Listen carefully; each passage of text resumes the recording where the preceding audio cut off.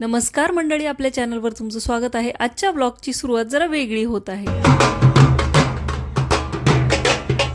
कारण आज होता रिलायन्सचा फॅमिली डे।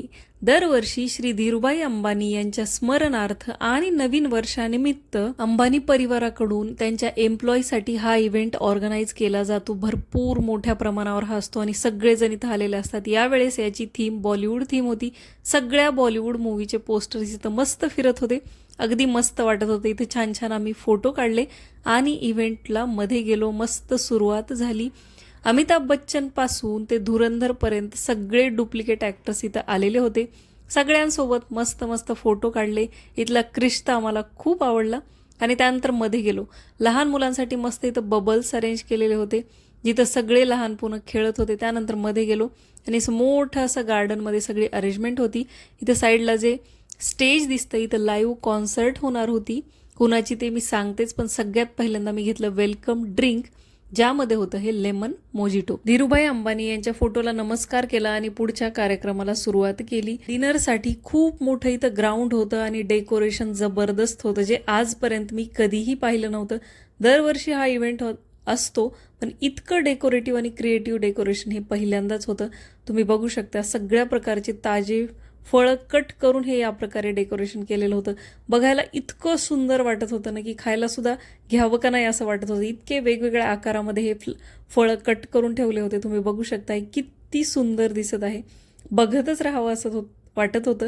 भरपूर मी इथं फोटो काढले आणि त्यानंतर मस्त फळाचा एक ग्लास घेतला आणि पुढे गेलो। सुरुवातीला स्टार्टरमध्ये हे मेयोनीजवाले लावलेलं बीटरूट काकडी होते, सोबतच नॉर्मल बीटरूट काकडी होतं, उकडलेले चणे होते, उकडलेले कॉर्न होते, ते खाल्ले आणि पुढे गेलो।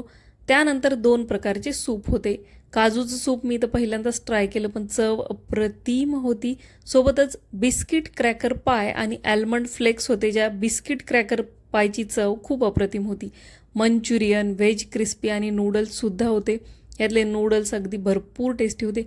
सगळंच जेवण अप्रतिम लागत होतं। आणि इथं आणखी नव्याने मी खाल्लेला पदार्थ म्हणजे हा ब्रेड टाकलेला दहीवडा, ब्रेडपासून बनवलेला दहीवडा होता।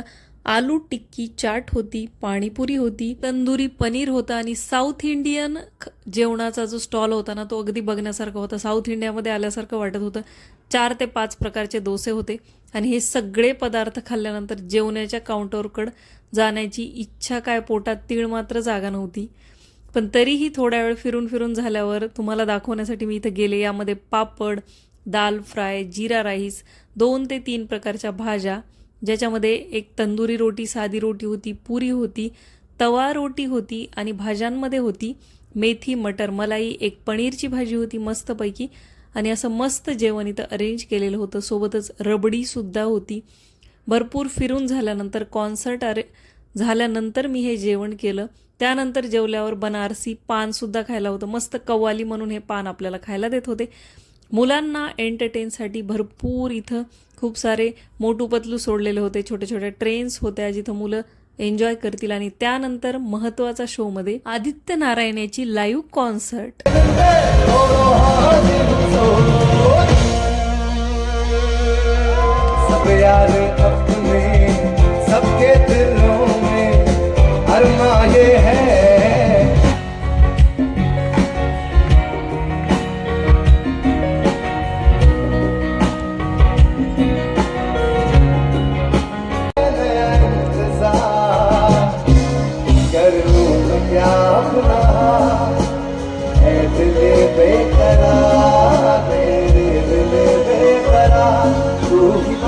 कॉन्सर्ट झाल्यावर मुलांच्या गेम सेक्शनमध्ये आम्ही गेलो, जिथं मोटू पतलूनला मुलं भरपूर परेशान करत होते।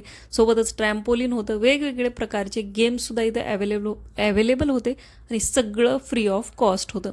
हा निशाणा लावायचा गेम तर दर्शीला खूप आवडला। आम्ही 15 ते 20 मिनटं जवळजवळ इथंच होतो। त्यानंतर आम्ही ट्रेनची सफर केली आणि वापस शो पाहायला आलो।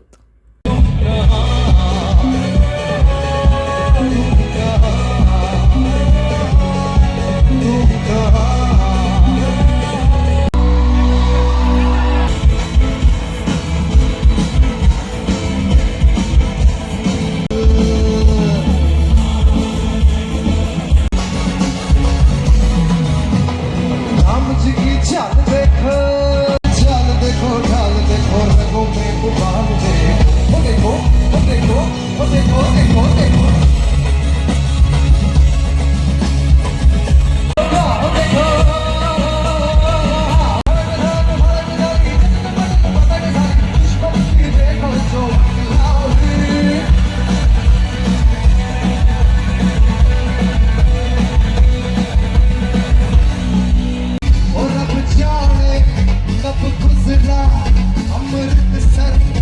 अब जाने लाहौर आया, मैं उसे दिल छोड़ आया, छोड़ आया, मैं उसे दिल छोड़ आया, मैं उसे दिल छोड़